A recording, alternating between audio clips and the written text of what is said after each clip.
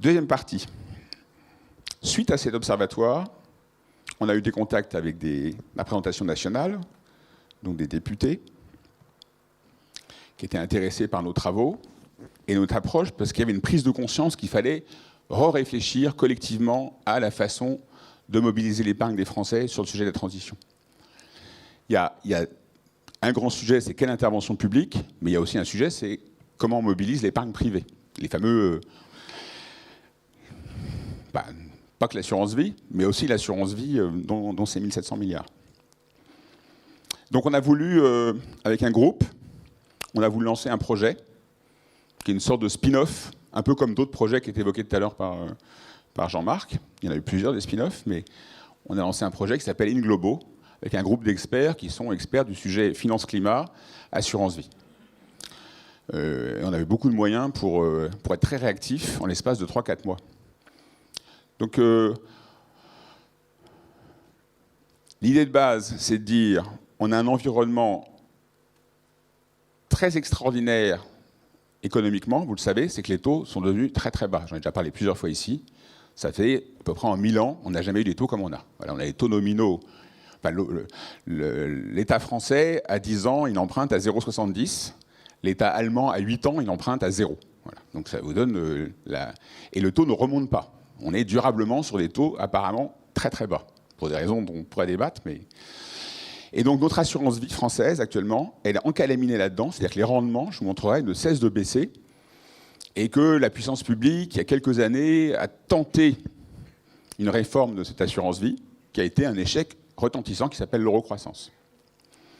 Et en même temps, elle a poussé l'eurocroissance en se disant, je veux créer cette nouvelle assurance vie plus long terme, avec un vrai engagement des épargnants. Pourquoi ? Parce que les 1700 milliards de l'assurance vie française, tant mieux pour vous épargnants, mais c'est catastrophique pour l'investissement, sont totalement liquides. Vous pouvez sortir quand vous voulez.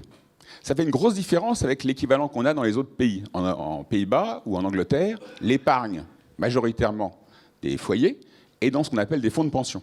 Donc elle est coincée jusqu'à la retraite dans d'énormes machines qui empêchent toute liquidité. Vous ne pouvez pas sortir de ces fonds de pension. Dans l'assurance vie française, c'est génial de génial. Il n'y a que des avantages dans ce produit. Il faut être nul pour pas réussir à le vendre quand vous êtes commercial. Dans l'assurance vie française, il y a plein d'avantages fiscaux et en plus, c'est totalement liquide. La seule chose qui fait que vous allez rester un peu plus longtemps, c'est pour optimiser encore votre avantage fiscal.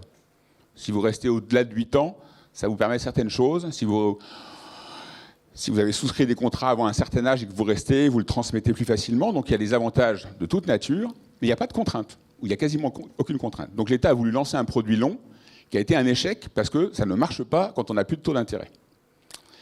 Il y a un contexte climatique qui était fort pour le projet, qui était que, on va en reparler tout à l'heure, la préoccupation ne cesse de monter. Ça, pour le coup, je peux en témoigner, j'étais au Sénat, j'ai suivi les actions du Sénat, j'étais en contact avec pas mal de députés. En ce moment, la représentation nationale est capable de se rendre compte que le sujet climat, il est quand même très prégnant. Alors, il est plus prégnant en été, parce qu'il y a plus d'événements l'été, puis ça retombe pendant l'hiver. Vous allez voir, ça va remonter l'été prochain, je vous l'annonce déjà. Voilà. Après, il y a des 2 millions de signatures, enfin, tout ce que vous avez entendu parler, c'est vrai que ça, pour les hommes politiques, même pour les sénateurs, hein, j'étais surpris, les sénateurs, bon, ils vont à leur train, comme on dit. Eh bien, les sénateurs sont quand même conscients qu'il y a un sujet. Et d'ailleurs, je félicite 2 sénateurs, Vincent Delahaye et Michel Canevet, parce que je vois bien qu'il y a quand même certains qui ont envie d'aller de l'avant et faire des choses. On avait un contexte politique qui avait une loi, qui s'appelle la loi Pacte, qui avait été discutée à l'Assemblée. Et il y avait deux opportunités. Il y avait un amendement qui avait été retiré, qui avait été déposé par une députée qui s'appelle Amélie de Montchalin, qui est une experte du climat et qui est une experte aussi de l'assurance vie, qui était un amendement de transférabilité. Tous les produits de l'épargne française sont transférables. Vous pouvez quitter n'importe quel banquier, prendre votre PEA et le mettre dans une autre banque, votre PEL, vous pouvez le transférer. Il n'y a qu'un seul produit en France. C'est un peu embêtant parce que c'est le principal de l'épargne, c'est l'assurance vie. Vous ne pouvez pas transférer votre assurance vie. Si vous quittez votre assureur, pof, il y a le compteur fiscal qui se met à tourner. Donc il y avait un amendement qui avait été déposé pour la transférabilité et on a rebondi là-dessus. Et puis, il y avait la révolution. Donc là, c'était... Ah oui, j'ai pas fait mon petit cochon. Hein. Je n'ai pas montré le petit cochon tout à l'heure, ça c'était le cochon fossile. Voilà. Le cochon fossile, on voit un peu qu'il est doré parfois là. Puis il y a un peu d'or. Ça, c'est le cochon de l'exclusion. Voilà. Et le cochon vert, c'est le cochon, c'est joli cochon. Donc je dis toujours, il y a deux choses qui sont graves, c'est que le prix de l'énergie est très très bas et la peinture verte ne coûte quasiment rien. Donc on peut faire des choses bien. Donc on avait fait un truc qui était sympathique, c'était ce qu'on appelle les UC labellisés. Donc il y a la proposition qui a été faite que dans les contrats d'assurance vie, les nouveaux seulement, les nouveaux contrats, on ait une unité de compte, donc un fonds commun que les épargnants souscrivent volontairement, c'est eux qui le font. Ils pourraient souscrire au moins qu'on leur propose, dans le choix que proposeront chaque assureur, au moins une unité de compte qui serait ce qu'on appelle labellisée. Il y a 2 labels en France qui sont en bas, là, le label ISR et le label Tech. C'est très important, ils ont été créés il y a 3 ans par la loi de transition. Donc il y a un label qui est très énergie, écologie, climat, et l'autre qui est beaucoup plus investissement socialement responsable, assez général. Et le dernier chiffre que j'ai eu ce matin, c'est qu'il y a 49 milliards d'euros d'épargne, d'investissement dans le label ISR, et il y a 4 milliards et des brouettes dans le label... non, il y a 5 milliards 5 dans le label Tech. Pas forcément à travers l'assurance vie, hein, mais tout investissement confondu dans ces 2 labels. Donc les 2 labels existent, et la loi proposait qu'on impose dans les nouveaux contrats seulement au moins un label. Et d'ailleurs, le Sénat, dans sa grande sagesse, a proposé, c'est la révolution, donc ça serait un label en 2020, et le Sénat a dit, en 2022, il faut au moins 2 unités de compte labellisées. Donc je propose d'ailleurs qu'en 2024, il y en ait 3, et en 2026, il y en ait 4. Comme ça sera la révolution sur Terre. Donc trêve de conneries. Les UC labellisés, c'était le contexte. On s'était dit, tiens, ça bouge un peu, elles existent. On peut sans doute faire quand même plus ambitieux que ça. Et donc on a essayé de bâtir autour de l'article 21 qui prévoyait ça, l'article 21 de la loi Pacte.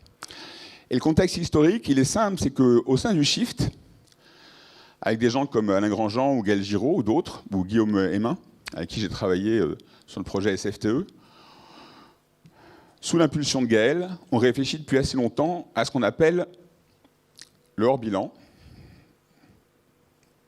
Voilà.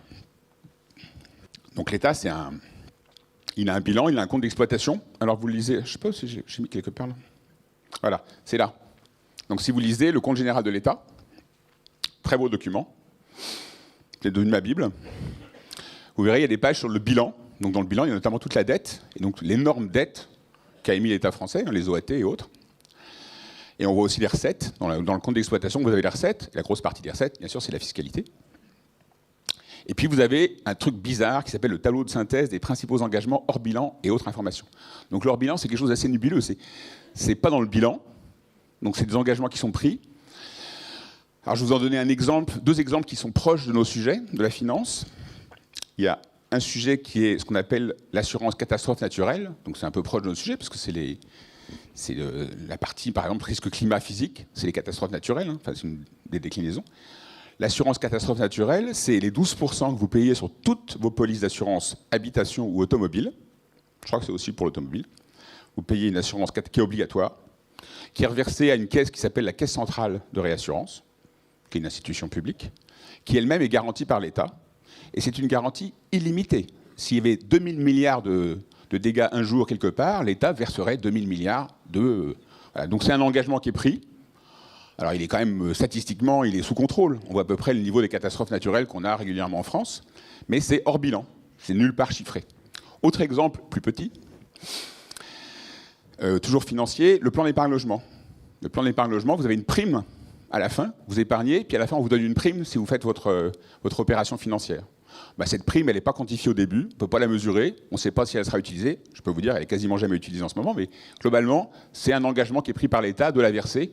Donc on l'a mis quelque part dans le moins financier et l'essentiel des engagements hors bilan, beaucoup moins financier, enfin moins financier au sens de la finance, c'est la grosse masse de l'engagement hors bilan, c'est les retraites des fonctionnaires.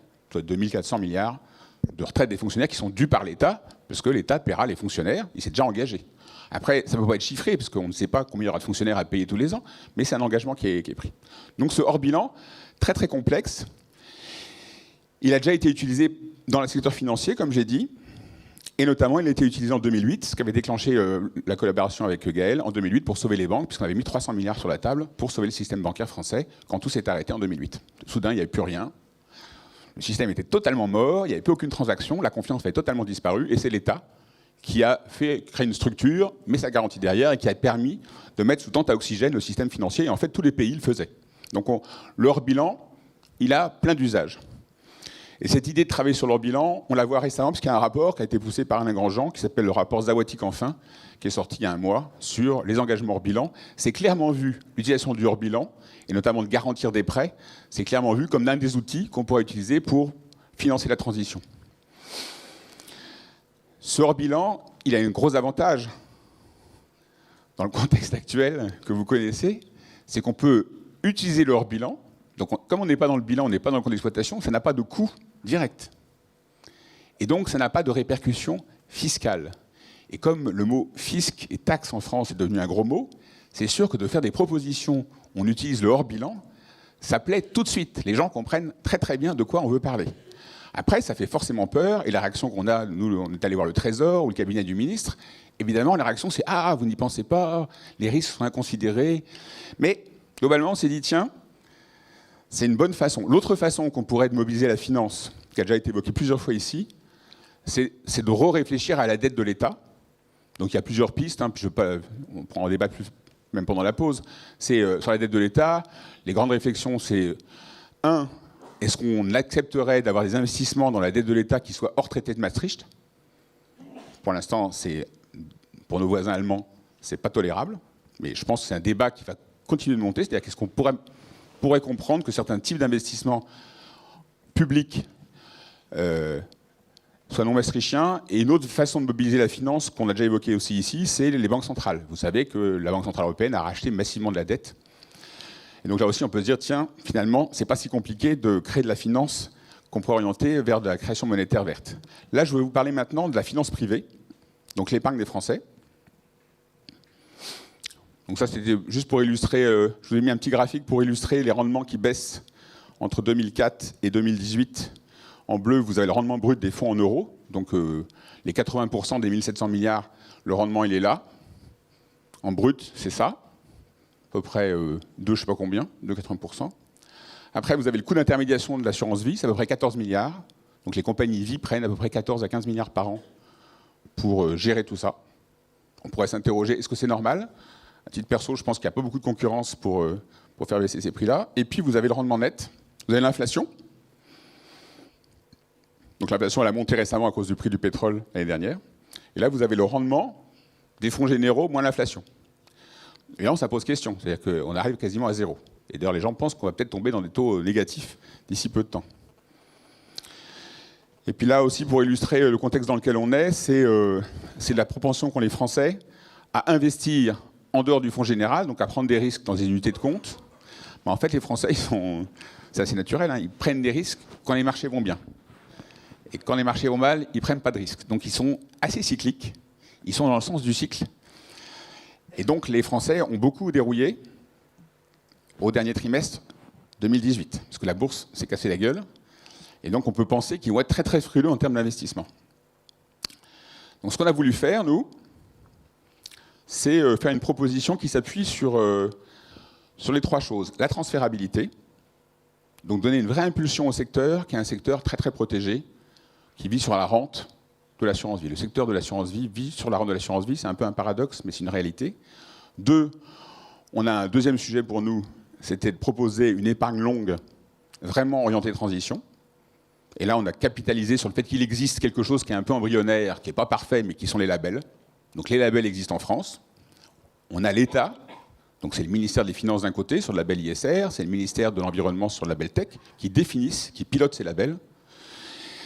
Et 3, on a une arme de nucléaire qui s'appelle l'engagement hors bilan, qu'il faut qu'on utilise, et sur laquelle on a pu faire de l'ingénierie pour proposer notamment, notre proposition elle est simple, très bien, c'est de garantir un investissement à long terme à l'épargnant, en lui disant, je vous garantis votre capital si vous investissez dans le sens de la transition. Alors bien sûr, ça décoiffe, hein, je peux vous dire. Alors concrètement, je vous donnais une des modalités, par exemple, c'était qu'on veut On a proposé, nous, parce qu'on voit bien que le label Tech, il n'y a quand même que 5,5 milliards, il est plus petit que le label ISR, donc on a proposé qu'il y ait au moins 25% dans le label Tech et au moins 50% dans ce contrat qu'on appelle le contrat d'assurance vie globaux, qui est au moins 50% dans les deux labels. On aurait pu mettre des ratios différents. On a mis 10 ans, on aurait pu mettre 12 ans. Pour l'instant, on a mis 10 ans, parce que déjà, ce serait extraordinaire qu'on crée une vraie épargne longue en France, qui n'existe quasiment plus. Donc on a fait une proposition qui est assez décapante, avec pas mal de conditions. On a fait beaucoup d'ingénierie, et comme on avait beaucoup de temps libre pendant les vacances de Noël, on est allé jusqu'à, ce que j'ai appelé, c'était un débat qu'on avait au chiffre depuis longtemps.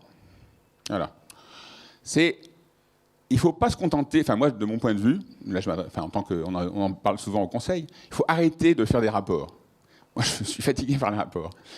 Il y a trop de rapports. À la limite, des rapports maintenant sur la transition, il y en a tous les jours. C'est vertigineux. Je pense qu'il faut aller jusqu'au texte de loi, jusqu'à la réglementation, jusqu'à la proposition très concrète. Donc là, on a œuvré en disant, tiens, on va jusqu'à l'amendement. Donc on a fait l'amendement, et on va voir les sénateurs et députés. Donc on est allé voir les sénateurs, on les a convaincus, et les sénateurs ont déposé l'amendement. Donc l'amendement 246 de l'article 21 a été débattu au Sénat la semaine dernière, avec un texte très concret. Alors ça pose plein de problèmes, parce que on a fait une première version de l'amendement qui était trop ambitieuse, il a fallu le modifier en l'espace de 3-4 jours, on est revenu à la charge, on a discuté avec les ministères pour proposer parce que les ministères, bien sûr, ont fait plein d'objections. Donc à la fin, malheureusement, on a perdu au vote. Alors c'est pas très grave, parce que de toute façon, le Sénat a un poids, vous le savez, assez faible en France, et c'est l'Assemblée nationale qui en dernier ressort. Mais on aurait été content de continuer l'expérience. Pour autant, ça permet d'être assez concret, puis ça montre que là, on n'est plus dans le même registre. Et je dis aussi autre chose, c'est que si nous, on ne le fait pas, d'autres le font. C'est-à-dire que je vois, Jean-Marc parlait tout à l'heure des lobbies, les lobbies sont omniprésents. Eux, pour le coup, ils font des amendements. Je vous donne un exemple qui m'a beaucoup frappé. Dans le débat qu'on avait là sur l'article 21 et sur les unités de compte, il y a un des sénateurs qui a pris la parole et qui a proposé un amendement qui me semblait assez pertinent. Il disait, bon, avoir une unité de compte, c'est bien sur les nouveaux contrats, mais enfin, ça serait peut-être bien de proposer au moins une unité de compte sur tous les contrats. Vous dites, oui, c'est vrai que c'est une bonne idée. Et j'ai vu, pendant le débat, le rapporteur de la commission du Sénat qui a dit « Ah oui, mais là, non, c'est remise en cause des contrats, c'est un sujet constitutionnel. » Je vais vous dire, j'ai creusé pendant une demi-heure, j'ai regardé tout ce que je pouvais trouver sur Internet, sur le Conseil constitutionnel, la loi française. Ça ne tient pas la route une seconde comme argument. Surtout quand on invoque qu'on veut investir dans une unité de compte labellisée vers la transition, qui est un sujet qui est quasiment maintenant, qui va devenir constitutionnel France. Enfin, on est un sujet qui est très lourd, la transition. Donc soit on se moque du monde et on prend de vieux réflexes. Par contre, je vois très très bien qui a pu pousser cette idée et promouvoir cette idée que c'était anticonstitutionnel et qu'il fallait retoquer l'amendement. Ce n'était pas mon amendement. Donc je ne vais pas me battre pour lui. J'avais d'autres sujets qui étaient plus ambitieux, qui étaient le sujet globaux. Mais ce que je veux dire par là, c'est qu'on a intérêt à bien réfléchir sur tous les sujets, avoir des compétences à la fois techniques, mais je pense qu'il faudrait qu'on ait d'autres compétences, et c'est un peu le problème qu'on a au Shift, c'est qu'on est très technique, mais il faut aller plus loin. Il faut aller jusqu'à écrire les textes de loi, certains compliqués, certains simples. Et je vois bien aussi que les lobbies ont une grande force par rapport à nous, je l'ai vécu sur le projet, c'est que la technicité de ces sujets-là fait que c'est difficile de lutter. Et je le vois que les sénateurs, c'est triste à dire, mais le sujet assurance vie, déjà quand on a un contrat, c'est pas simple de comprendre comment marche son contrat, mais comment marche le secteur de l'assurance vie, son rôle macroéconomique. Quand on brasse 1700 milliards, vous imaginez qu'ils n'ont pas toujours tous cette vision. Par exemple, l'histoire de l'engagement hors bilan, je pense qu'il y a très peu de sénateurs qui ont une compréhension de ce qu'est l'engagement hors bilan de la France. À quoi ça correspond? Qu'est-ce qu'on en fait? Comment ça a évolué? Qu'est-ce qu'a été la SFEF? Quels sont les différents mécanismes? Et donc, il faut des cotisations plus importantes au Shift. Et j'invite tous nos contributeurs à augmenter fortement leurs contributions pour qu'on ait plus de moyens. Parce que nous, on le fait avec nos petits bras, ça ne suffira pas. Alors pour finir, il me reste combien là? À 10 minutes, si je peux le faire. Donc on a fait le projet, on a fait l'ingénierie, on a proposé le texte de l'amendement 2 fois. On a fait un amendement V1, un amendement V2. Dans les 2 cas, de toute façon, il faut que vous sachiez que l'engagement en bilan, ce qu'aurait été cette garantie à long terme de ces contrats par l'État, c'était pas possible que le Sénat ou l'Assemblée nationale le vote maintenant. Ça passe forcément en loi de finances et c'est forcément le pouvoir exécutif qui tranche. D'ailleurs, je reviens sur ce qu'a dit Jean-Marc tout à l'heure. Je Je pense que alors on avait mis d'ailleurs le haut commissaire, j'avais sollicité, on avait mis dans le pilotage de tout ça, et le pilotage de la garantie, on avait été très très vigilants. On avait créé une structure qui était pilotée par le Trésor, dans laquelle il y aura le haut commissariat, il y aura des représentants de l'Assemblée nationale et du Sénat. Mais il faut avoir en tête qu'il faut à la fois mobiliser l'exécutif et le législatif sur tous nos sujets. Donc je pense que le haut commissariat devrait aussi discuter fortement avec le législatif français. On a créé une tribune dans Le Monde, vous avez vu, pas vu, avec Gaël et Alain, sur ce sujet, et on va la remettre en forme pour s'inscrire dans leur site. Ils ont un site Grand Débat, on fera une proposition pérenne dans le site du Grand Débat. On a discuté avec les ministères. Alors c'est très intéressant, la discussion avec les ministères, parce qu'évidemment, le grand sujet pour eux, il y avait deux sujets, je dirais, les vrais sujets. Il y avait un sujet de profondeur du marché. Ils disaient, ah bah oui, mais vos labels, c'est quand même petit, 5 milliards d'un côté, 50 milliards de l'autre, il y a 1700 milliards.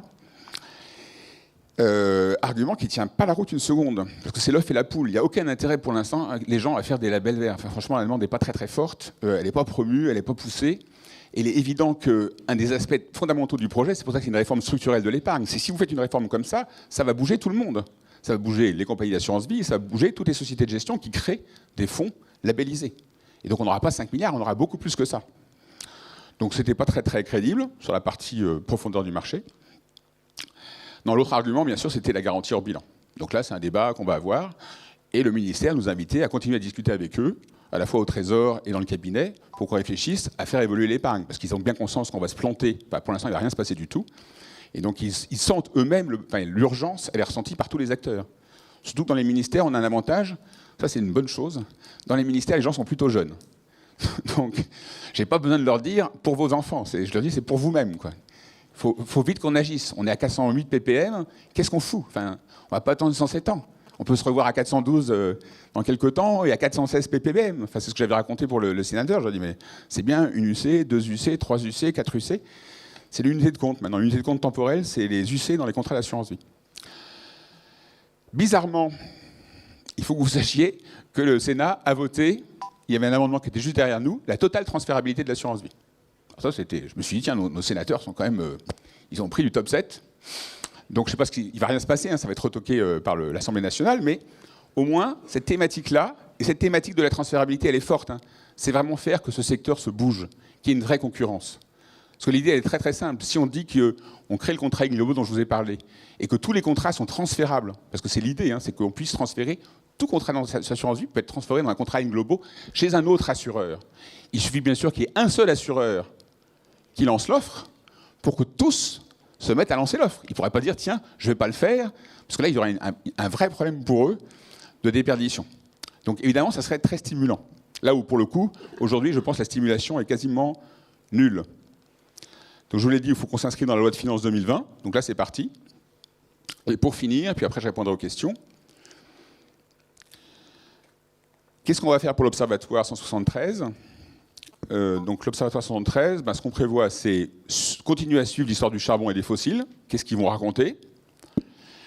Mais je pense qu'il n'y aura pas grand-chose de nouveau. En tout cas, ce qu'on voudrait faire, c'est un suivi. Mais surtout, qu'est-ce qu'ils raconteront sur le pétrole? Ça, c'est important. Bien sûr, qu'est-ce qu'ils font sur les UC labellisés? Donc, est-ce qu'on est capable de commencer à avoir un observatoire des UC labellisés dans l'assurance vie?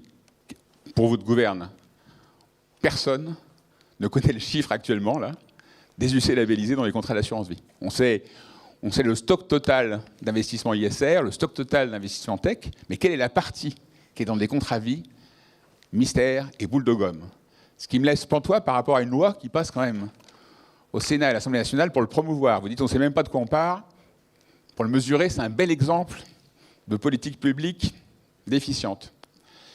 Et puis on regardera le fameux fonds Eurocroissance, puisque on passe son temps à nous dire « Ah oui, mais pour l'instant, notre réforme, c'est de développer ce qu'on appelle l'assurance vie Eurocroissance, qui serait du long terme. » Donc pour moi, c'est du bullshit, hein, au sens des bovidés et de l'émission de méthane et de CO2.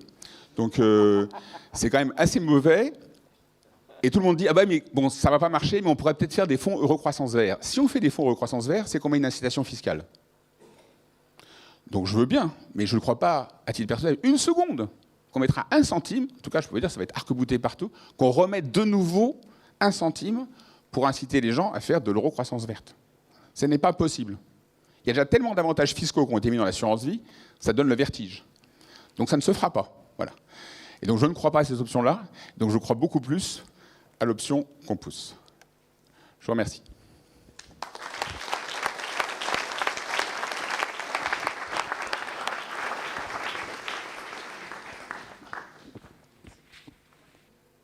Bonjour, Franck Durand, je suis actuaire, j'ai enseigné notamment l'actuariat à la Sorbonne.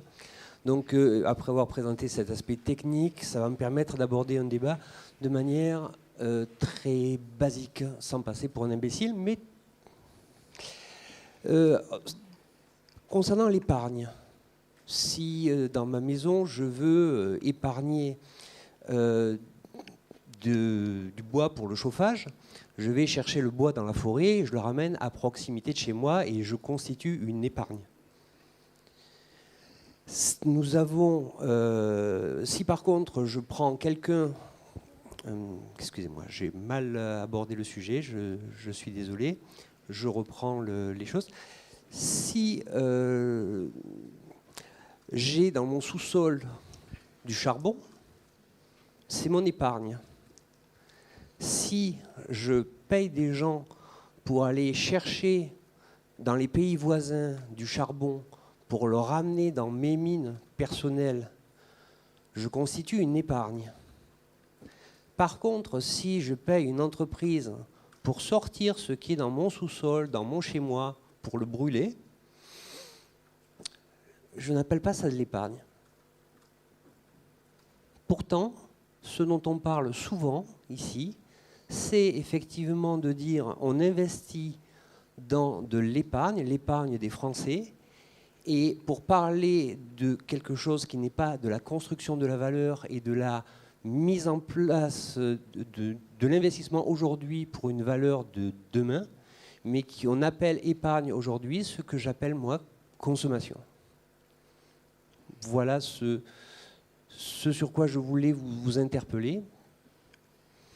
C'est-à-dire l'emploi du terme épargne, sous le terme épargne financière, lorsque on détruit de la valeur et non pas lorsque on la rapproche de chez soi pour usage futur. Bon, il faudra qu'on se revoie après parce que je ne suis pas sûr d'avoir tout compris.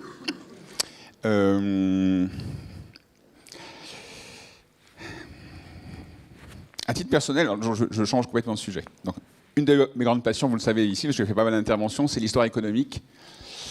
Et l'histoire économique sur la longue durée. Et notamment sur le lien entre énergie et croissance économique. Ça, c'est une de mes grandes passions. Et étant dans le secteur financier, je suis fasciné par le lien entre l'économie et la monnaie. Et je vois, alors première chose, je vois par exemple que le secteur financier est lui-même fasciné par la question du prix. Et donc il y a un focus sur les questions de prix. Là, nous aussi au Shift, on passe notre temps à dire que ça n'est pas la question. Ce n'est pas la question du prix, c'est la question des volumes, des quantités, de la matérialité des choses. Le prix, c'est un indicateur qui fluctue beaucoup, qui parfois part totalement en vrille. Mais je veux bien que notre secteur financier est très influencé par cette question du prix des choses, cette valorisation qui, pour moi, est biaisée. Ça sera une première tentative de... La deuxième tentative, toujours liée à l'histoire économique, c'est que ma conviction, quand je regarde le passé, c'est que la monnaie est une expression de l'énergie, assez directe. La capacité à extraire de l'or, c'est de l'énergie. La capacité à extraire de l'argent, des mines d'argent, depuis l'époque romaine, mais alors ça se voit, c'est évident à l'époque médiévale, c'est de l'énergie. Et c'est des métaux rares, parce que c'est des métaux très compliqués pour lesquels il faut beaucoup d'énergie pour les sortir. Donc l'indicateur d'énergie qui est consommé, c'est la monnaie métallique qui ne produit rien. L'or et l'argent, ça ne sert strictement à rien qu'être un indicateur d'une quantité d'énergie à l'époque dans une société pour vous dire voilà la valeur des choses. C'est un bon indicateur parce que vous connaissez la commodité, vous connaissez les trois fonctions de la monnaie, notamment cette capacité de faciliter les transactions. Qu'est-ce qu'il y a dans l'épargne? C'est un peu bizarre. Moi, je ferai un dernier commentaire sur l'épargne. On est dans des épargnes aujourd'hui. On a vécu pendant 40 ans dans un système d'épargne très surprenant où les taux d'intérêt réels étaient élevés. C'est-à-dire qu'entre le rendement qu'on vous proposait et l'inflation, il y avait un différentiel positif qui faisait que vous avez l'impression de vous enrichir. Notamment dans les années 80, après les chocs pétroliers, c'était assez vertigineux.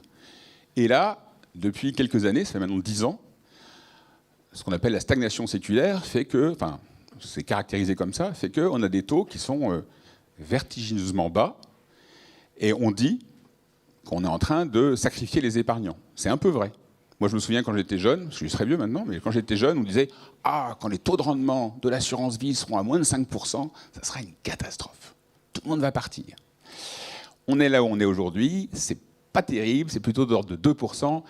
Personne n'est parti. Ça arrive de partout. Ça s'accumule, ça s'accumule. Donc, vous ne pouvez pas aller ailleurs. Enfin, on peut essayer d'aller ailleurs, on peut aller dans d'autres types d'épargne, plus risqués, beaucoup plus risqués. Mais l'épargne sécurisée, les fameux 1700 milliards, ils sont essentiellement sécurisés. Ils ont un rendement calamiteux. Les gens vont quand même dedans, parce qu'il y a plein d'avantages fiscaux, parce que c'est sécurisé. Pourquoi les gens restent dans le livret A ?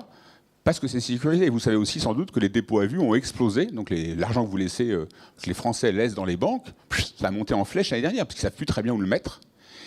Et d'aller le mettre dans de l'épargne plus investi sur des projets, et nous, ce qu'on voudrait, c'est pas investir sur des projets pour faire de la croissance truc-muche. On voudrait qu'ils aient investi dans des projets de transition, donc de décarbonation.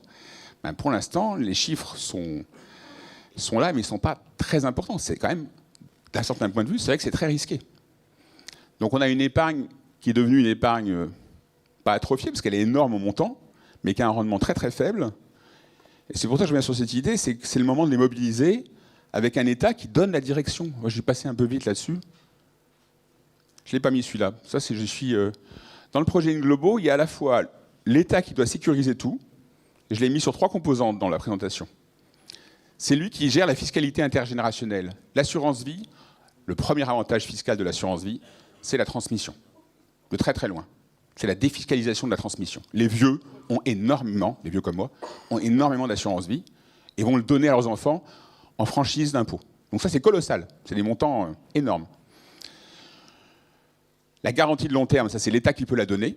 L'État peut dire, ben voilà, je veux que cette épargne-là, maintenant, elle aille dans ce sens-là. Elle aille vers ces investissements-là. Et puis, il y a un troisième rôle de l'État, à mon avis, c'est les labels. C'est l'État qui dit ce que je veux faire. Alors, on en parle souvent avec Jean-Marc, et je vais être très franc avec vous. Les labels, pour le dire poliment, c'est perfectible. C'est pas la panacée. Ils ont une vertu, ils existent. Il y en a au moins 2 qui sont endossés par l'État. Et ce que j'ai tout le temps à Jean-Marc et à d'autres, c'est que si on fait le projet, forcément il y aura un énorme travail sur les labels. Il faudra réfléchir, aller plus loin. Moi j'ai discuté avec plein de sociétés de gestion là, depuis 3 mois. Il y en a plein qui n'en ont rien à faire du label, alors qu'ils font des projets de transition. Donc on pourrait réfléchir ensemble à faire que cette épargne aille vraiment sur des projets un peu sophistiqués, qu'elle participe plus directement à des projets d'investissement vert, avec des montages. D'ailleurs, j'ai bien l'intention, je ne l'ai pas dit, mais une des choses que je voudrais faire, c'est qu'on crée un club des investisseurs, des sociétés françaises de gestion, qui ont envie de réfléchir avec nous à ces questions-là. Qu'est-ce qu'il vous faudrait comme épargne ? Est-ce que du 10 ans, ça vous suffirait ? Est-ce que c'est du 12 ans ? Quel type de montage ? Quelle liquidité ? L'avantage de Inglobo, c'est que ça bloque l'épargne. Donc l'argent partirait dans un contrat Inglobo. Après, pendant 10 ans, donc il n'y aurait qu'un seul versement. Il n'y aurait plus rien derrière. Vous pouvez arbitrer tant que vous restez dans les contraintes que j'ai évoquées. Et vous restez 10 ans. Donc on sait que l'épargne serait là et on pourrait enfin investir dans des projets longs. Là, aujourd'hui, pour le coup, game over, voilà. Donc j'arrête. Pour le coup, c'est pas trop possible. Mais cette épargne, en fait, ce qu'on dit, nous, c'est qu'il faut la mobiliser. Et je sais que la conscience, elle est forte à la fois au Trésor, enfin un peu partout, qu'il faut mobiliser cette épargne existence. Elle est énorme en France, l'épargne financière. Et pour l'instant, elle n'est pas canalisée dans la bonne direction. D'autres questions ou... Bon, j'ai le micro, donc je vais m'en servir. Vous avez commencé par nous expliquer qu'il y avait quand même des mesures qui sont prises contre le financement du charbon. Est-ce que ça se voit ? Est-ce que les investissements ont des difficultés à trouver du financement, ou de toute façon il y a tellement d'autres opportunités qu'ils vont simplement voir ailleurs ? Alors, ça c'est... Oui, lisez le rapport, parce que par exemple, il y a un truc qui est terrible, c'est que quand on dit l'investissement, c'est de l'investissement dans les sociétés souvent cotées du monde occidental ou pas loin. Et effectivement, il y a plein d'investissements qui se font de toute façon dans des sociétés non cotées, des sociétés nationales, en Inde, en Chine ou autres. Vous savez, les chiffres du charbon, c'est essentiellement maintenant dans d'autres pays, c'est pas trop en Europe en tout cas. Donc il y a déjà ça. Deuxième remarque que je pourrais faire sur l'investissement et l'effet, certains disent que ça a de l'effet. C'est-à-dire qu'effectivement, il y a 2 effets. Il y a un effet financier, ça devient plus difficile parfois de financer certains projets. Parce qu'il y a des banques, au-delà de l'assurance vie, il y a tout le secteur bancaire qui est sous pression. Il y a même le ministre qui a vilipendé récemment, suite à un rapport d'ONG, il y a le ministre qui publiquement a vilipendé les banques françaises pour dire que c'est scandaleux et continue de financer le... Je trouve que c'était très très rapide. Je n'ai pas compris comment le ministre pouvait être sûr de lui comme ça en l'espace de quelques heures, que c'était bien ficelé tout ça. Enfin, en tout cas, il a fait une déclaration. Sur nous, ça a été repris sur Internet, ça lui a plu. Il était content, il avait sa notoriété. Globalement, ma conviction, c'est qu'on a un autre sujet. Et si j'ai cité EPH et Kretinsky, c'est que ça joue sur l'ensemble de la filière. Monsieur Kretinsky, de ce que je comprends, de ce qu'on lit dans la presse, aurait été payé. On lui a donné de l'argent pour reprendre des actifs charbon à Vattenfall. Et on évoque le montant de 1 milliard d'euros. Donc il aurait pris, lui, des actifs charbonnés, parce que Vattenfall, lui, voulait s'en débarrasser. Donc je dis à tout le monde, si la politique de désinvestissement financier, ou la politique de désinvestissement tout court, non financier, ça conduit à des opérations comme ça, je ne sais pas, je ne crois pas que ce soit très pertinent. Une des propositions que j'ai faites au ministère, c'est qu'on constitue au niveau français, mais surtout au niveau européen, un fonds qui pourrait racheter ces actifs, si certains opérateurs veulent s'en débarrasser, comme Total, Engie ou autres, qu'on puisse racheter ces actifs-là et qu'on les gère sur la durée. Ou alors, autre proposition des ONG, moi ça me semble un peu bizarre, c'est qu'on interdise maintenant aux opérateurs de désinvestir. Du côté du secteur financier, désinvestir, c'est moins coûteux. Vous avez une obligation, vous l'alourdez, vous avez des actions, vous vous en débarrassez, personne ne vous contraint à rien. Par contre, c'est assez symptomatique, je trouve, le désinvestissement financier, c'est la remise en cause du rôle réel d'un actionnaire. Un actionnaire, il n'est pas là pour acheter et vendre ses actions tous les 4 matins. Enfin, c'est hallucinant qu'on se pose encore des questions comme ça sur c'est quoi le rôle des marchés et quel est le rôle d'un actionnaire. Un actionnaire, ça accompagne un projet, une entreprise. Donc quand on est actionnaire, on n'est pas là pour sortir. Je crois que le sujet, enfin j'avais dit au conseil d'administration du Shift, le sujet du désinvestissement charbon va être omniprésent. Pour moi, il a tendance à masquer la réalité de la complexité de la transition. Si Jean-Marc a créé le bilan carbone, puis après il a créé le carbone 4, c'est bien parce qu'on essaie de prendre en considération que ça ruisselle partout. Le fossile, il n'est pas seulement au moment de la... Alors, on peut essayer de fermer les robinets, mais je dis à tout le monde, si vous fermez les 3 robinets, il y a à peu près 5 milliards de morts la semaine qui suit, donc c'est un peu compliqué, quoi. Ça ne va pas se passer comme ça. Et donc, je reviens sur cette histoire de moyens. Il faut beaucoup, beaucoup plus de moyens pour regarder secteur par secteur, qu'est-ce qui se passe, qu'est-ce qu'on va vouloir faire. Le secteur charbonnier, c'est un secteur comme les autres. Moi, je dis à tout le monde, je reviens sur mon histoire de charbon thermique et charbon métallurgique, parce que quand vous regardez comment décarboner la métallurgie, là, je peux vous dire, c'est un boulot d'ingénieur. Il y a plein d'ingénieurs dans la salle, c'est passionnant. Moi, je trouve ça fascinant, parce que c'est très, très, très, très compliqué. Voilà. Donc, on va prendre une toute dernière question très très courte. Je crois qu'il y a une personne qui a déjà un micro. Et ensuite, je vais vous proposer de prendre un bon café juste à côté. Marc Darras, ça fait 25 ans que j'essaye de faire le lien entre les préoccupations technologiques et la question climat, à niveau national et au niveau international. Là, vous avez répondu en partie à la question que je pensais poser, qui est effectivement, au-delà du financier, comment on fait pour que les impacts soient effectifs sur le terrain, notamment quand on voit les difficultés sociales qu'il y a à faire que le désinvestissement financier se traduise par une transformation sur le terrain. Là, je pense aux ventes de centrales que vous venez d'évoquer, tout à fait. Hein. C'est assez important à voir jusqu'où va l'accompagnement de l'entreprise qui doit sortir des énergies fossiles. Et là, je pense que c'est une difficulté, mais que vous avez un peu abordée à travers l'exemple de la CDC sur la question d'un désinvestissement financier trop facile, alors que la vraie question, c'est le désinvestissement matériel. Mais je crois qu'on est... Enfin, bon, donc je vais faire très court la réponse, parce que on est tous d'accord pour dire qu'il y a une complexité face à nous qui est gigantesque. Je vois le simplisme un peu partout, moi, dans mon secteur financier. Je vais finir par cet exemple-là qui m'a beaucoup frappé. Vous savez ou vous ne savez pas, si vous lisez un peu la presse financière, se développe dans la gestion d'actifs ce qu'on appelle la gestion passive. Vous avez entendu parler de ça. Souvent, on parle des ETF, ce qui veut dire Extended Traded Funds. C'est des fonds d'investissement dont les coûts de gestion sont très très très bas. Mais vraiment très bas. Là où une société de gestion prendra 1% pour gérer des investissements dans différentes entreprises en achetant des actions, Ils ne vont pas prendre 1%, ils vont prendre le dixième de ça.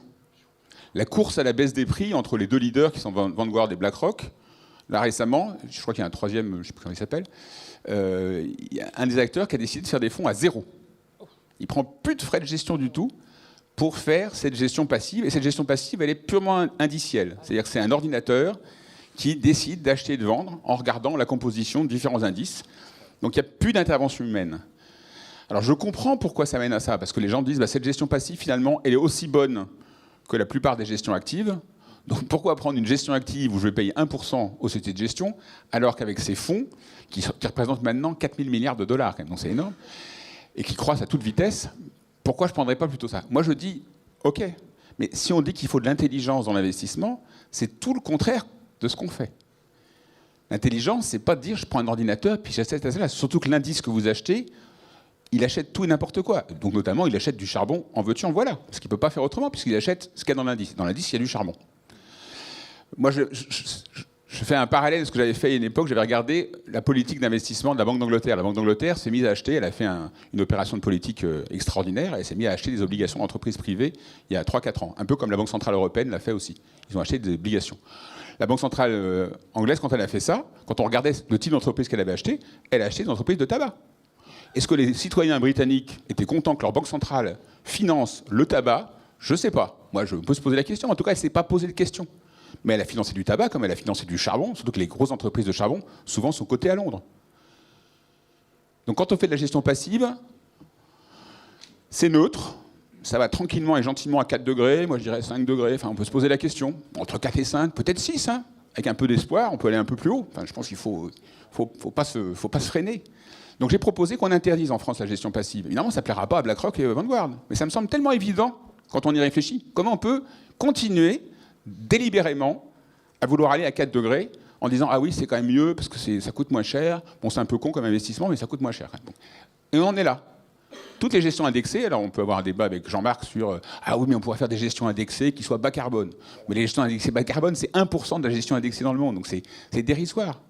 Moi, je pense qu'il faut commencer à réfléchir un peu plus et que la finance se mette en accord avec son discours. Il y a un énorme discours, c'est un changement civilisationnel, c'est dramatique. Marc Carnet, il est très très bon, en plus il présente bien Marc Carnet. Regardez-le, enfin, notamment pour les femmes, c'est un bel homme. Il est terrible. Quand il parle, je peux vous dire, on croit un acteur de cinéma. Il vous dit, voilà, c'est la finance qui va se mobiliser. En plus, il parle bien l'anglais, il est canadien. Son discours est très bien, mais quand vous regardez le rapport qu'il a sorti, qui s'appelle la TCFD dont je vous parlais, ça commence tout de suite très mal. C'est volontaire.